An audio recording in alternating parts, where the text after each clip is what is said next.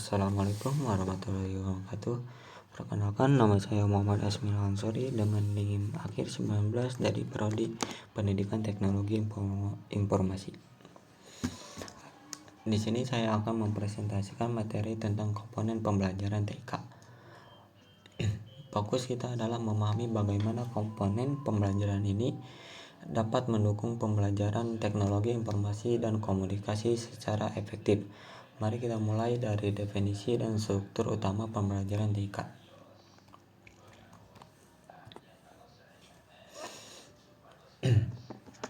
Di dalam komponen pembelajaran TK ada hierarki tujuan pembelajaran,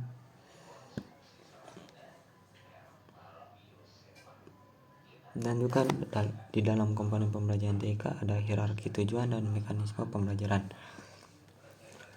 Tujuan pembelajaran disusun dari tingkat yang sederhana hingga kompleks. Ada 3 domain yang perlu kita pahami. Yang pertama ada domain kognitif. Ini berhubungan dengan kemampuan berpikir seperti memahami konsep dan menganalisis masalah. Contohnya adalah siswa yang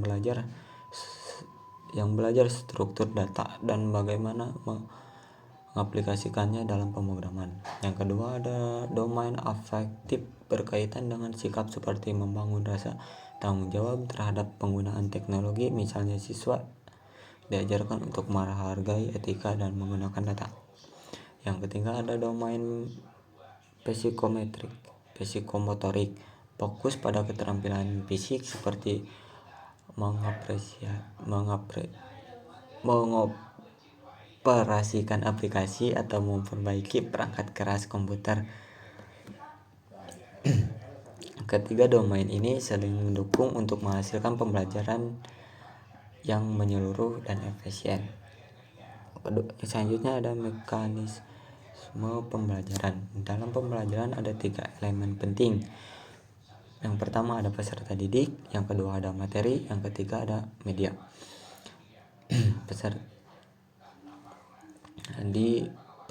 Peserta didik adalah mereka pusat dari pembelajaran.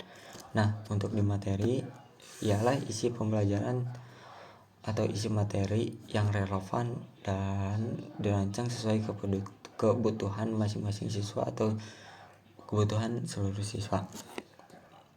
Yang ketiga ada media. Media sarana yang digunakan untuk menyampaikan materi seperti video atau aplikasi. Nah, mekanisme ini bertujuan secara efektivitas, yaitu hasil belajar yang optimal dan efisiensi,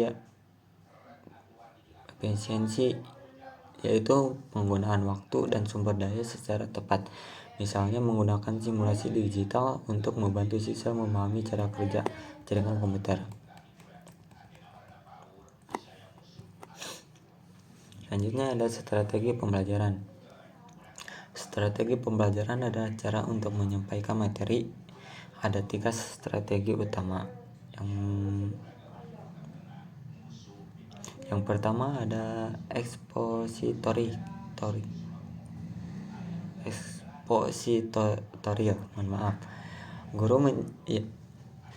yaitu guru menjelaskan materi secara langsung. Contohnya saat guru menerangkan cara kerja algoritma menggunakan diagram di depan papan tulis. Yang kedua ada heuristik pembelajaran berbasis penemuan seperti eksperimen atau diskusi kelompok. Contohnya siswa diminta menganalisis suatu keamanan cyber. Yang ketiga ada metode tanya jawab. Guru memberikan pertanyaan untuk mendorong siswa berpikir kritis seperti mengapa ekspresi penting dalam penggunaan data dan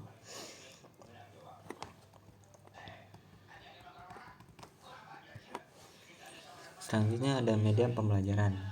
Nah, di media pembelajaran sangat penting untuk mendukung pemahaman siswa. Berikut adalah jenis-jenis media. Yang pertama ada media visual. Di dalam media visual contohnya di media visual, gambar atau diagram membantu siswa memahami konsep abstrak. Contohnya dalam dunia nyata itu menggunakan diagram alur untuk menjelaskan proses pemrograman. Yang kedua ada audio. Rekaman suara atau podcast dapat digunakan untuk menyampaikan informasi secara verbal. Yang ketiga ada audio visual. Video dan animasi yang menunjukkan proses dinamis seperti simulasi cara kerja CPU. Yang keempat ada interaktif, media yang memungkinkan siswa berinteraksi langsung seperti simulasi jaringan komputer.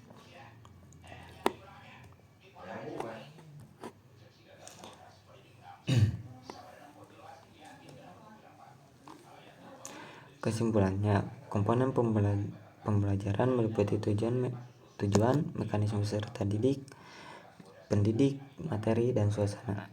Strategi pembelajaran harus sesuai dengan kebutuhan dan tujuan.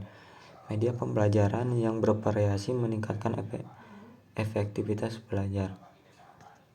Kombinasi strategi dan media yang dapat menciptakan pengalaman belajar yang bermakna. Pengetahuan dan pemahaman tentang prinsip-prinsip pembelajaran dan instrumen evaluasi pembelajaran TK.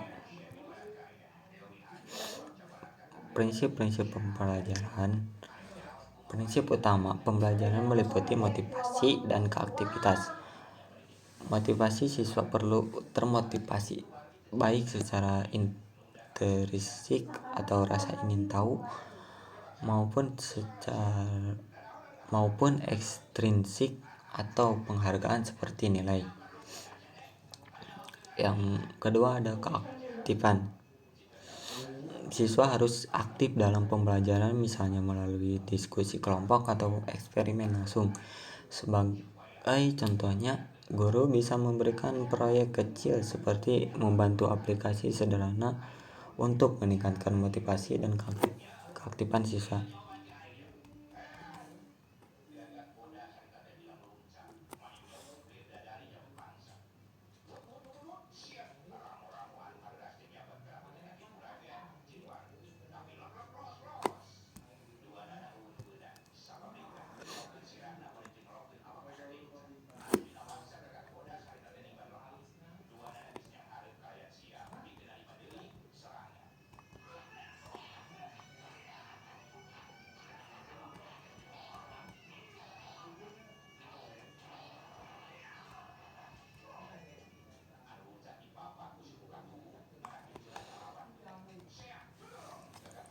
Selanjutnya ada instrumen evaluasi pembelajaran.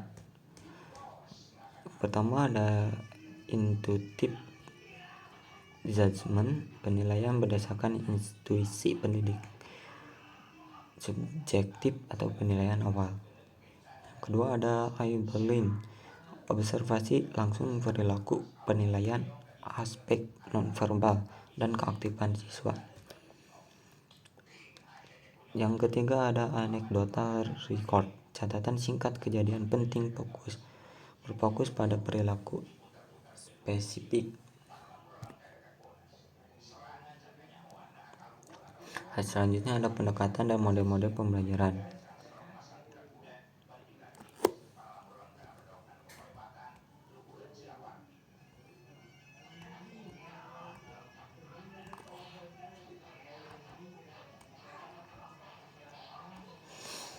Memahami pendekatan dan model pembelajaran.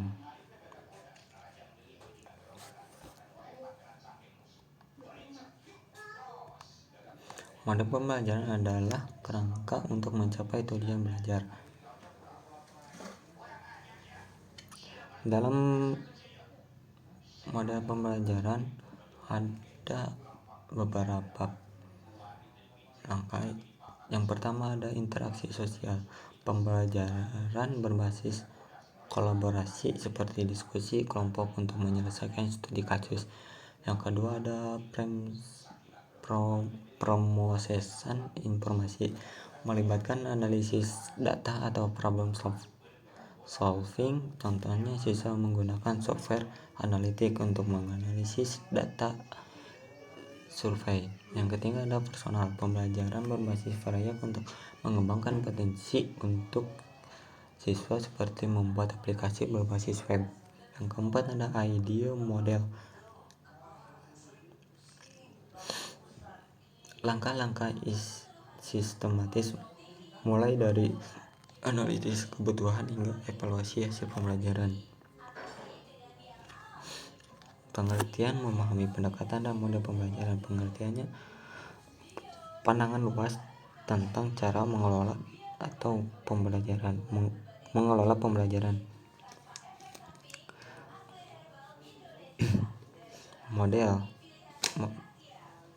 Model adalah kerangka praktis langkah demi langkah untuk mencapai tujuan. Ciri-ciri model: berakar pada teori pembelajaran tertentu terhadap spesifik, fleksibel, dan struktur, berfokus pada hasil belajar yang ingin dicapai.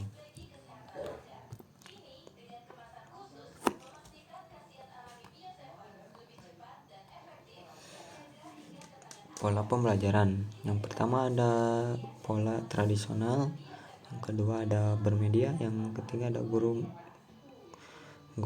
media. Yang pertama ada media pola tradisional, yaitu guru sebagai sumber utama pengetahuan, dan cara pembelajarannya yaitu ceramah, hafalan, dan latihan sebagai metode utama.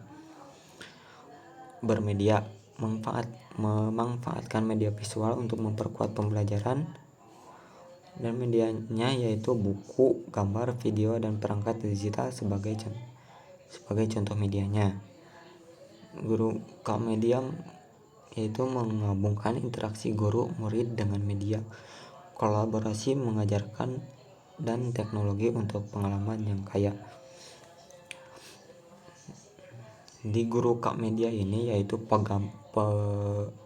penggabungan antara pola pembelajaran tradisional dan pola pembelajaran bermedia. Next, model pembelajaran. Yang pertama ada interaksi sosial, yang kedua ada promosiasi informasi, yang ketiga ada personal, dan yang keempat ada desain pembelajaran.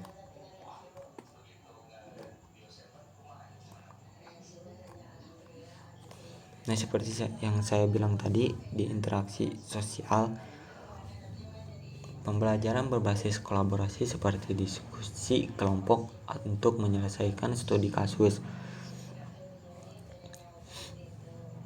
Yang kedua ada pemrosesan informasi, melibatkan analisis data atau problem solving. Contohnya seperti tadi, siswa menggunakan software analitik untuk menganalisis data survei.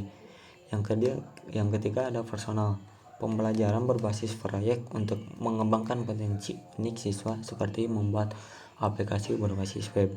Yang keempat ada idea model, langkah-langkah sistematis mulai dari analisis kebutuhan hingga evaluasi hasil pembelajaran. Selanjutnya ada model interaksi sosial.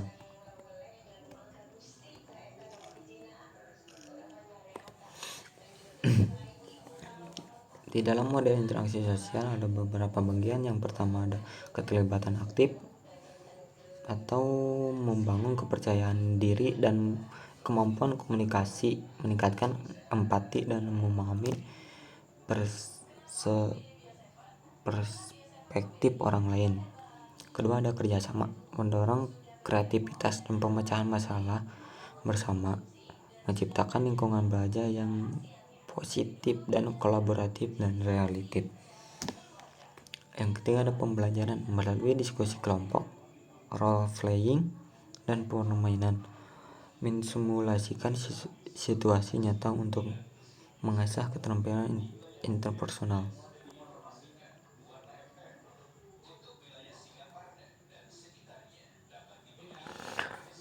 Selanjutnya ada model promosisan informasi.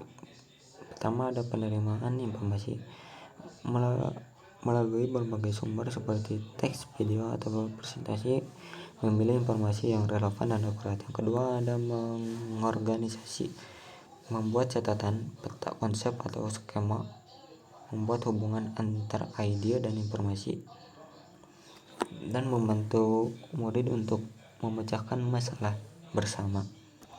Ketiga ada mengolah atau menafsirkan, menganalisis, dan mengevaluasi informasi, membuat kesimpulan, prediksi, atau solusi atas masalah.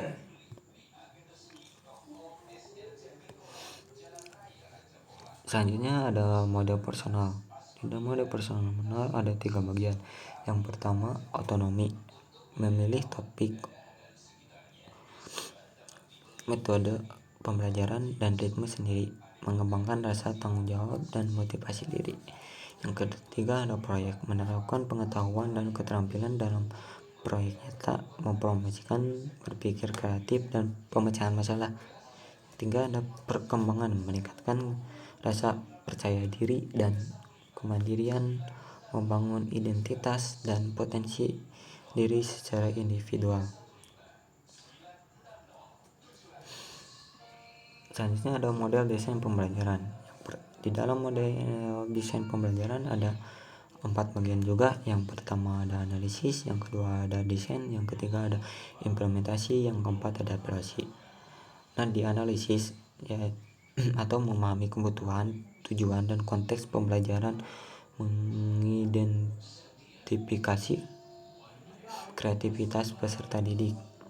Yang kedua ada desain, membantu rencana pembelajaran yang sistematis dan struktur, memahami strategi, metode, dan media yang tepat untuk pengajaran.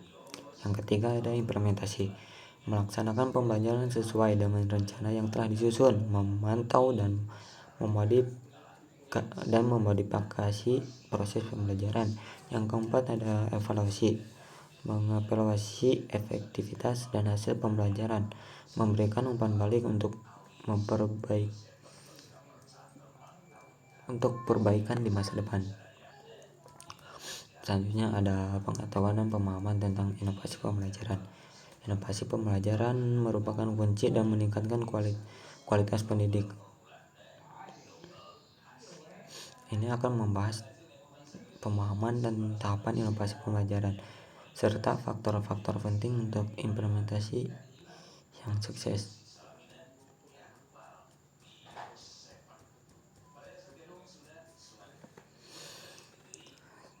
Selanjutnya ada pemahaman inovasi pembelajaran. Keuntungan di dalam pemahaman inovasi pembelajaran ada 2 bagian, yaitu keuntungan relatif dan kompatibilitas.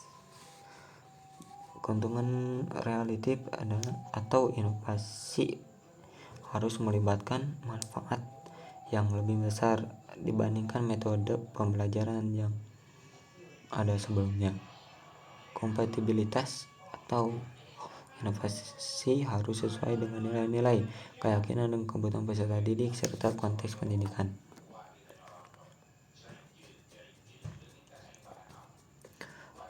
Selanjutnya ada lanjutannya.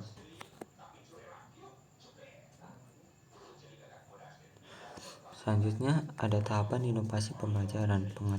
Yang pertama ada pengetahuan. Tahapan pertama di mana individu atau kelompok belajar tentang inovasi. Yang kedua ada ujukan, proses persuasi untuk meyakinkan pengajar atau peserta didik mengenai manfaat inovasi. Yang ketiga ada pengambilan keputusan. Pengajaran atau peserta didik memutuskan apakah akan mengadopsi atau menolak inovasi. Yang keempat ada implementasi. Inovasi diterapkan dalam praktik pembelajaran. Yang kelima ada informasi, evaluasi hasil implementasi inovasi untuk menilai dampaknya. Selanjutnya ada faktor penting dalam implementasi inovasi. Di dalam faktor penting dalam implementasi inovasi ada beberapa bagian. Yang pertama ada komunikasi yang efektif, menjelaskan manfaat dan cara menggunakan inovasi dengan jelas dan mudah. Kedua ada dukungan dari pihak berwenang. Pimpinan dan pengelolaan pendidikan harus mendukung implementasi inovasi agar peserta didik dapat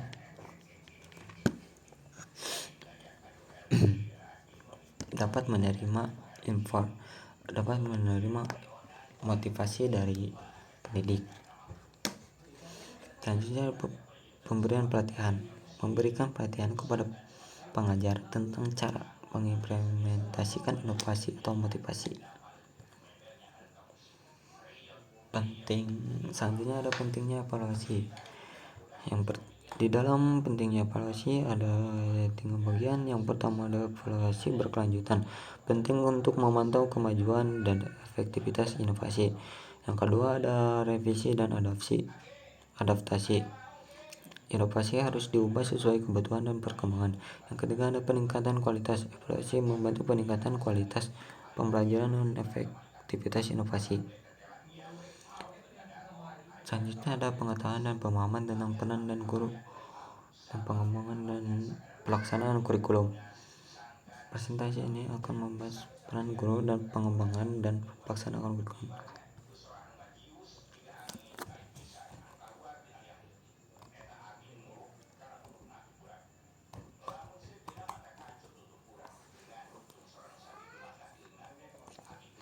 Peranan guru dalam kurikulum. Dalam peranan guru dalam kurikulum ada beberapa bagian. Yang pertama ada pelaksanaan kurikulum. Guru menghubungkan teori kurikulum dengan praktik di kelas, menyelesaikan isi kurikulum dengan kebutuhan peserta didik dan mengimplementasikan metode pembelajaran. Selanjutnya ada pengembangan kurikulum. Guru berpartisipasi dalam penyusunan kurikulum berbasis kebutuhan, memberikan masukan berdasarkan pengalaman dan menyusun rencana pembelajaran yang fleksibel. Selanjutnya ada profesionalisme guru. Dalam profesionalisme guru ada beberapa bagian. Yang pertama yaitu pendidikan profesional, menguasai kompetensi pedagogik, profesional, sosial, dan kepribadian, memberikan pembelajaran bermakna dan berperan sebagai teladan. Yang kedua ada konselor, mendukung peserta didik dalam mengatasi masalah akademik dan personal, memberikan bimbingan dan motivasi dan mengidentifikasi potensi individu. Yang ketiga ada fasilitator, menciptakan lingkungan belajar kondusif, memanfaatkan teknologi pembelajaran dan membimbing peserta didik dalam eksplorasi pengetahuan. Yang keempat ada administrator, mengelola administrasi pembelajaran seperti RPP dan evaluasi, menjaga keteraturan kelas dan mengarsipkan data-data capaian pembelajaran. Selanjutnya ada peranan guru dalam kurikulum, sebuah kolaborasi. Selanjutnya ada peranan guru dalam kurikulum. Di dalam peranan guru dalam kurikulum ada beberapa bagian, yaitu pengetahuan, menguasai tentang teori dan praktik kurikulum. Selanjutnya ada komunikasi, berkomunikasi dengan peserta didik, rekan guru, dan orang tua. Kolaborasi, bekerja sama dengan tim guru untuk mengembangkan dan menerapkan kurikulum. Yang terakhir ada inovasi, pengembangan metode dan strategi pembelajaran yang kreatif. Selanjutnya ada manajemen berbasis teknologi, informasi, dan komunikasi. Definisi konsep pengelolaan kelas. Di dalam definisi konsep pengelolaan kelas ada 2 bagian. Yang pertama yaitu pengelolaan kelas, upaya menciptakan lingkungan belajar yang kondusif, terorganisasi, dan produktif. Selanjutnya ada manajemen kelas berbasis TK, melibatkan penggunaan teknologi untuk mendukung pengelolaan pembelajaran. Selanjutnya ada pembelajaran, ada peranan pengajar dan komputer dalam kelas. Peranan pengajar, fasilitator yang memandu penggunaan teknologi dalam pembelajaran, mengintegrasikan teknologi dalam penyusunan rencana pembelajaran dan pelaksanaan. Peranan selanjutnya ada peranan komputer, alat bantu untuk menyajikan materi pembelajaran secara menarik. Karena aplikasi berbasis digital, misalnya kuis online, simulasi dan pemodelan. Selanjutnya ada meningkatkan kemampuan pengajar peserta didik. Di bagian ini ada beberapa bagian. Yang pertama ada bagian pengajar, pelatihan teknologi untuk meningkatkan keterampilan digital, pemanfaatan aplikasi manajemen kelas seperti Google Classroom, Moodle atau Edmodo. Nah, di bagian peserta didik meningkatkan literasi digital melalui penggunaan teknologi dalam pembelajaran, membangun keterampilan kolaborasi melalui platform daring. Selanjutnya faktor pendukung pengolahan kelas. Yang pertama ada instruktur teknologi. Ketersediaan perangkat keras atau komputer, laptop, dan proyektor dan perangkat lunak. Selanjutnya ada faktor pendukung pengolahan kelas. Instruktur teknologi. Ketersediaan perangkat keras seperti komputer, laptop, dan proyektor, atau juga perangkat lunak. Akses internet yang memadai untuk pembelajaran daring atau blended. Selanjutnya ada kompetensi digital pengajar. Kemampuan guru dalam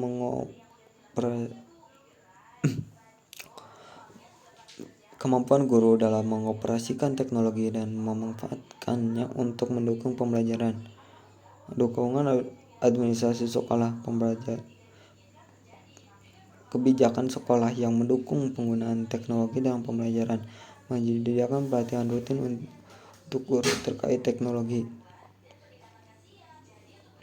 Selanjutnya ada manajemen kelas berbasis komputer. Di dalam manajemen kelas berbasis komputer ini yang pertama ada pengolahan kelas berbasis komputer, meliputi perencanaan, pelaksanaan, dan evaluasi melalui aplikasi digital.